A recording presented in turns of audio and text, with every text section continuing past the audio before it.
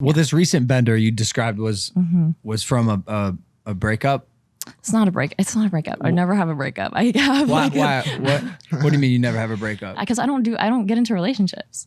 Well, what are you doing? I just like talk. Well, I was talking to this kid for like 5 months, and then seems like a relationship from this angle. No, well, he doesn't even live in LA, so I only hung out with him in person a few times. So it wasn't that long distance doesn't count. Yeah, and then he came to LA, and we were like, we were planning we weren't like planning anything specific, but like he was gonna hang out with me and my friends and all of that stuff, and he texted me like he was being weird. He was kind of not replying to me, and I just felt like something was off. So I texted him. I was like, hey, is everything okay? Like, what? Like, you've been weird. And he was like, yeah, actually, like, I just didn't know how to tell you, but like, I'm not in a place mentally right now, like, where I can be anything more than friends with you. But like, when I come to LA, I still really want to hang out with you and your friends and like hang out and be friends. I said, I literally don't need any more friends. I have so many friends and I don't want to hang out with you. Why do girls never want to be friends? I have a song called No More Friends. Okay. Classic fuckboy excuse though. Classic. How did the long distance, I've thought about these ideas before of like, you know, you're living in LA and say like I meet some girl in like, for example, right? How do those relationships, Mike? What? How do those Cut that out. Fuck! Cut that out. I knew I was gonna. It's our first cut. It's our first cut. By the way, It's just because so you he know, laughed and then you laughed. just so you know, if we didn't No, count, we're just gonna bleep it. This is all staying in. if we kept straight face for that, I know it was my would've fault. been so That was the first fun. one I let. That was the first one. God damn it. What was it like being in a long distance relationship? It wasn't a real relationship. Sorry, a long distance fuck fest.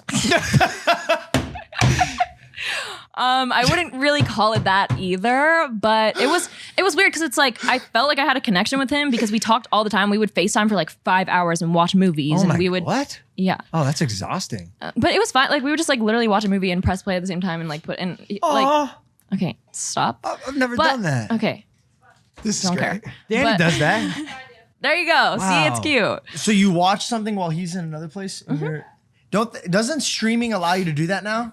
Like, You I can think do that on like does Disney it. Plus, I Yeah, think. But Disney we would does. like just figure it out. It was like funny how we would like press play and like try to like get That's it to match very up. cute. You're telling me that's not a relationship and you're on FaceTime like on the count of 3. Ready? 1, 2. No, you started it quick. Well, You apparently it pause wasn't because he doesn't want to talk to me anymore. Right. But also I realized that because after it happened, I was at my dad's house and I was his girlfriend is a vegan chef and she made us a whole dinner and we've been planning this dinner for weeks and we went to they live in Santa Clarita, so I went there and I was sitting there and I got this text from him and I literally my stomach dropped and I was like, I'm sorry guys, like I just like kind of got dumped sort of, like I need to go. And they were like, okay, and like packed up the food for me and I got in my car and I called Sydney and I was like, Sydney, we're getting fucking wasted tonight. And I drove my car and I played all my sad songs I listened to and I cried a little bit and I just let it all out and I was just like, oh my God, I'm so sad. And then I got to my house, I took a fucking sip, I took another fucking sip, I put some makeup on, I got cute, and then I haven't cried once since and I haven't thought about it since because I'm so much better now that I've gone through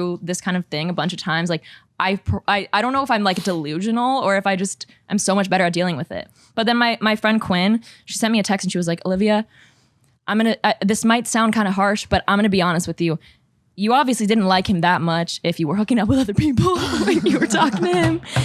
And I think you just liked the idea of him. And I was like, that's so fucking true. And so ever since she sent me that, I've been like super chill about it. And then, I did some more cycling and now I feel so much better. Don't point at me. No, because you gave me good advice, kind of what she just said. The best relationship advice you ever gave me, you said, Logan, you need to fall in love with pattern, not potential. Oh, yeah. The idea of someone is so fleeting, it's non-existent.